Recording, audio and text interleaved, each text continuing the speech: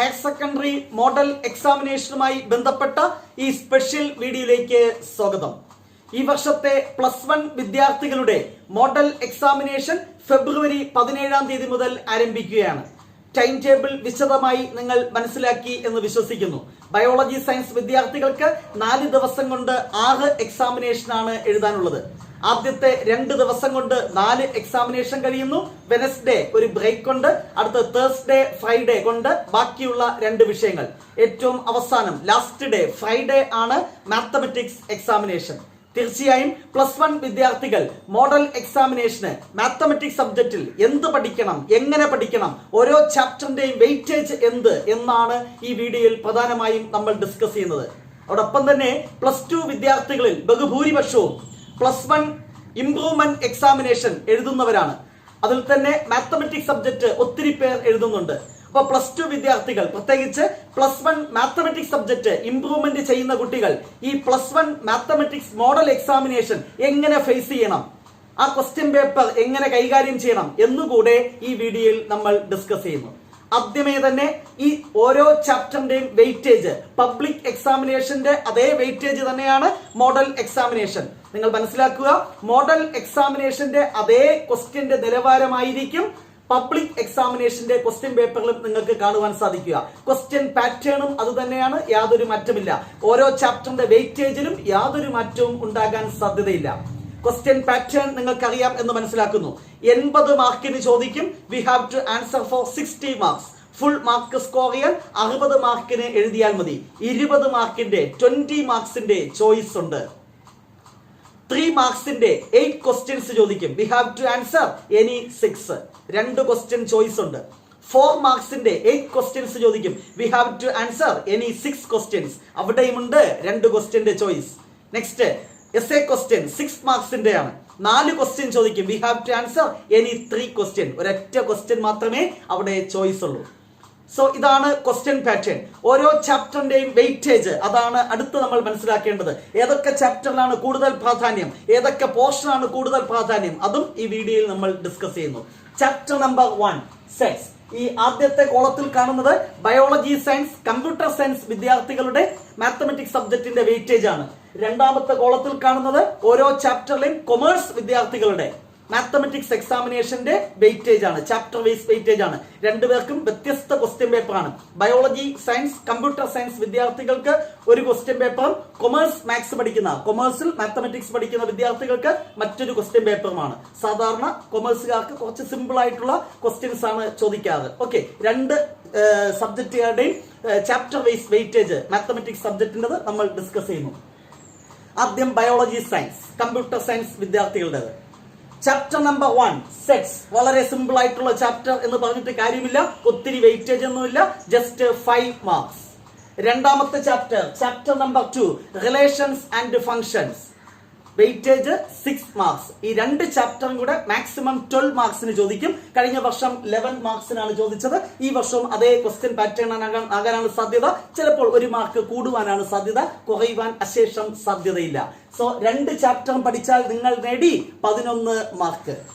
Next chapter number 3 ഒത്തിരി കുട്ടികൾ പേടിയോടെ കാണുന്ന എന്നാൽ വളരെ ഈസി ആയിട്ട് സ്കോർ ചെയ്യാൻ പറ്റുന്ന ഒരു ചാപ്റ്ററാണ്. Chapter number 3 trigonometry functions. Select ചെയ്ത് പഠിച്ചാൽ മതി. പഠിക്കാൻ പറ്റുന്നവ കംപ്ലീറ്റ് കാര്യങ്ങൾ പഠിക്കൂ. പക്ഷേ examination point of view important question select ചെയ്ത് പഠിച്ചാൽ നിങ്ങൾക്ക് നേടാം ട്രിഗണോമെട്രി ഫംഗ്ഷനിലെ 9 മാർക്ക്. ഏറ്റവും അധികം വെയിറ്റേജ് ഉള്ള ഒരു ചാപ്റ്ററാണ് ചാപ്റ്റർ നമ്പർ 3 ട്രിഗണോമെട്രി ഫംഗ്ഷൻ. ഒരു എസ്എ ക്വസ്റ്റ്യൻ 6 മാർക്കിന്റെ ഉണ്ടായിരിക്കും. ഒരു വലിയ ക്വസ്റ്റ്യൻ ഒന്നും ആയിരിക്കത്തില്ല. 6 മാർക്ക് എന്ന് പറഞ്ഞാൽ സബ് ക്വസ്റ്റ്യൻസ് ഒക്കെ കാണും. എസ്എ പാർട്ടിൽ ഒരു ക്വസ്റ്റ്യൻ കാണും, ഒരു 3 മാർക്സിന്റെ ക്വസ്റ്റ്യൻ. അങ്ങനെ 9 മാർക്സിനാണ് ട്രിഗണോമെട്രി ഫംഗ്ഷൻസ് എന്ന് ക്വസ്റ്റ്യൻസ് ചോദിക്കുന്നത്.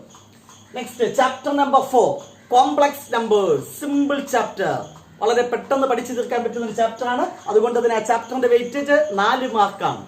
Next chapter number 5 linear inequalities. അതിലും സിമ്പിൾ, വളരെ ഈസി ആയിട്ട് പഠിക്കാൻ പറ്റുന്ന ഒരു ചാപ്റ്റർ. Weightage just 3 marks. ഒരൊറ്റ കോൺസെപ്റ്റ് മാത്രമേ അതിനകത്ത് മനസ്സിലാക്കാനുള്ളൂ.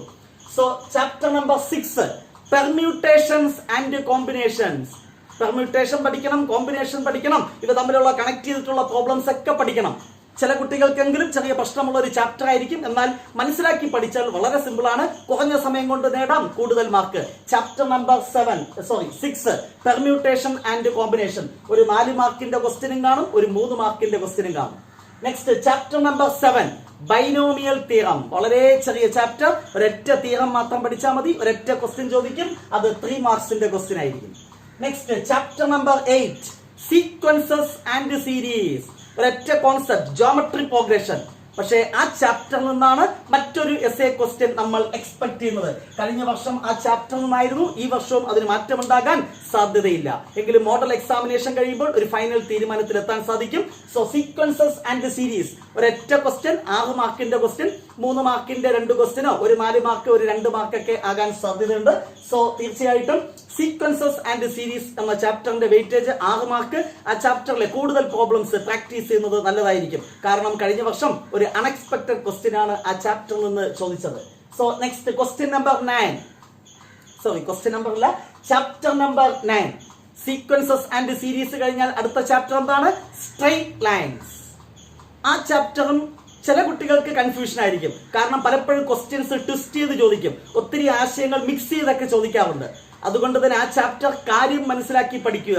അവിടെ നിന്നും ഇവിടെ നിന്നും 1-2 ക്വസ്റ്റ്യൻ പഠിച്ചാൽ സ്ട്രെയിറ്റ് ലൈൻ എന്ന ചാപ്റ്റർ ആൻസർ ചെയ്യാൻ പറ്റത്തില്ല.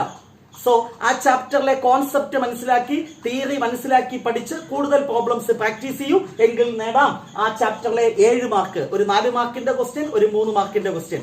സ്ട്രെയിറ്റ് ലൈൻ വളരെ പ്രധാനപ്പെട്ട ചാപ്റ്റർ ആണ്. പല കുട്ടികൾക്കും ഫുൾ മാർക്ക് നഷ്ടപ്പെടുന്നത് ആ ചാപ്റ്റർ കാരണമാണ്. സോ ആ ചാപ്റ്റർ വളരെ പ്രാധാന്യത്തോടു കൂടി പഠിക്കുക. സ്ട്രെയിറ്റ് ലൈൻസ് ആ ചാപ്റ്ററിന്റെ weightage 7 mark. Next chapter conic sections.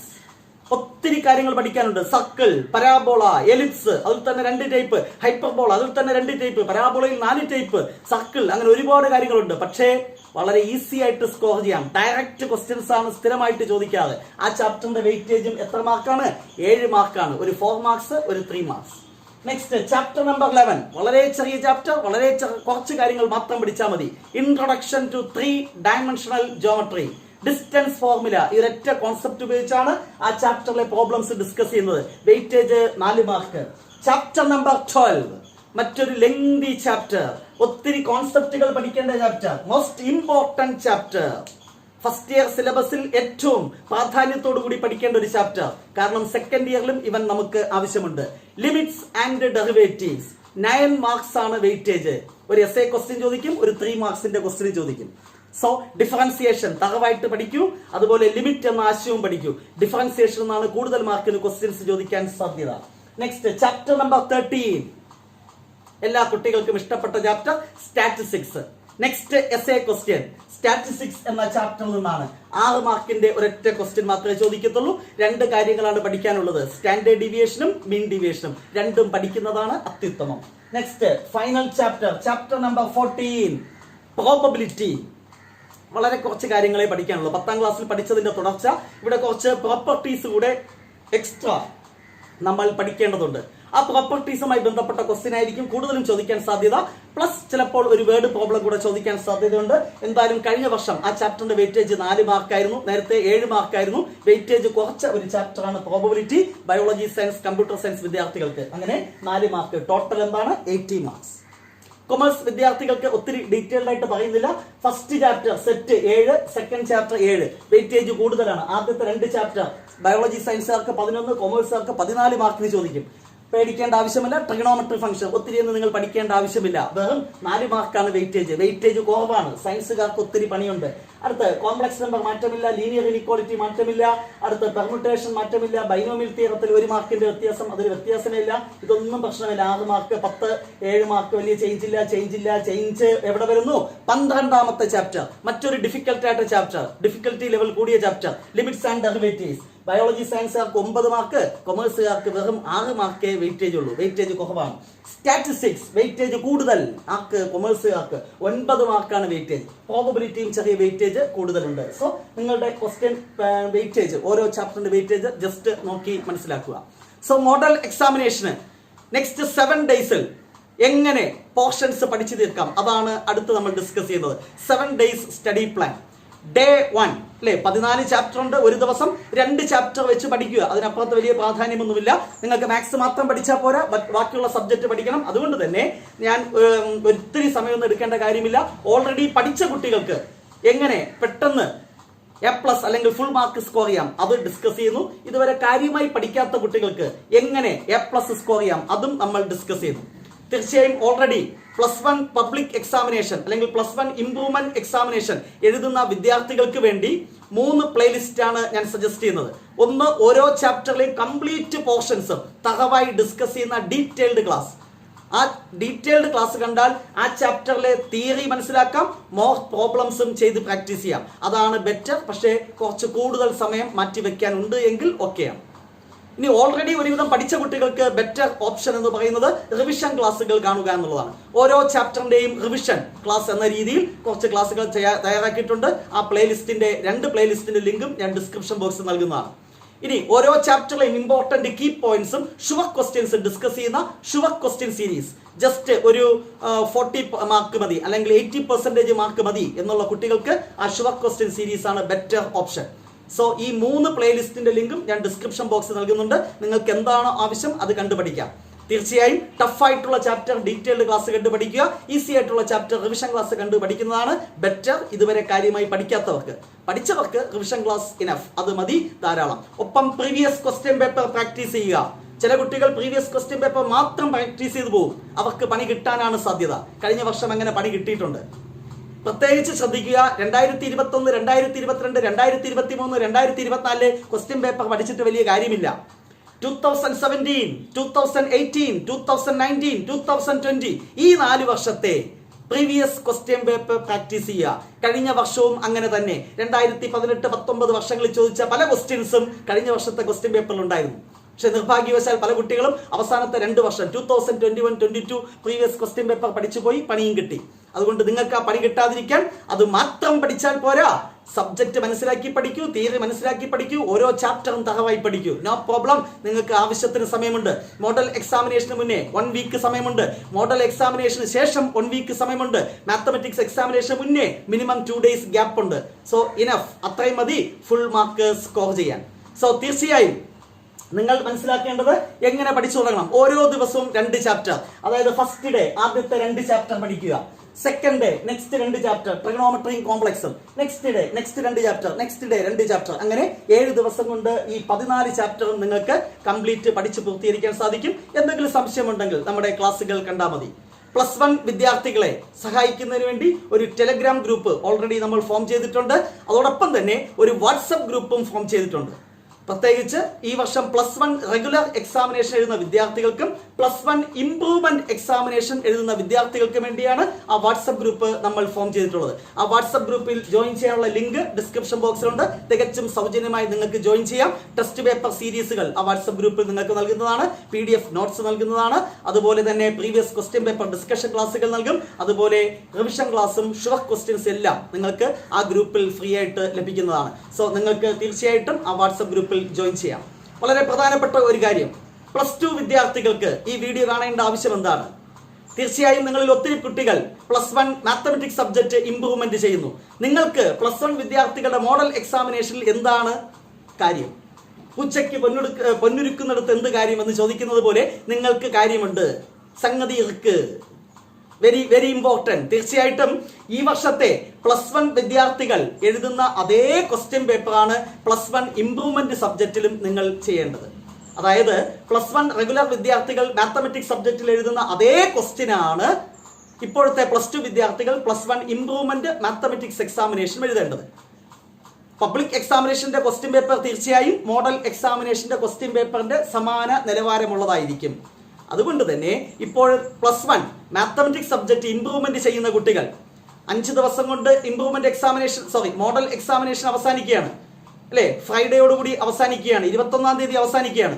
Saturday നിങ്ങൾ തീർച്ചയായിട്ടും ഈ മോഡൽ ക്വസ്റ്റ്യൻ പേപ്പർ വെച്ച് നിങ്ങൾ ഫസ്റ്റ് ഇയറിന്റെ മോഡൽ എക്സാമിനേഷൻ എഴുതണം. അതായത് മാത്തമെറ്റിക്സ് സബ്ജക്റ്റ് ആണ് ഇംപ്രൂവ് ചെയ്യുന്നതെങ്കിൽ വെള്ളിയാഴ്ച എക്സാം കഴിയുകയാണല്ലോ, അന്ന് വൈകുന്നേരം മാത്സ് സബ്ജക്ട് പഠിച്ചിട്ട് തൊട്ടടുത്ത ദിവസം ഈ ക്വസ്റ്റ്യൻ പേപ്പർ ആൻസർ ചെയ്യുക. ജസ്റ്റ് ഒന്ന് ഓടിച്ച് മനസ്സിലാക്കുക.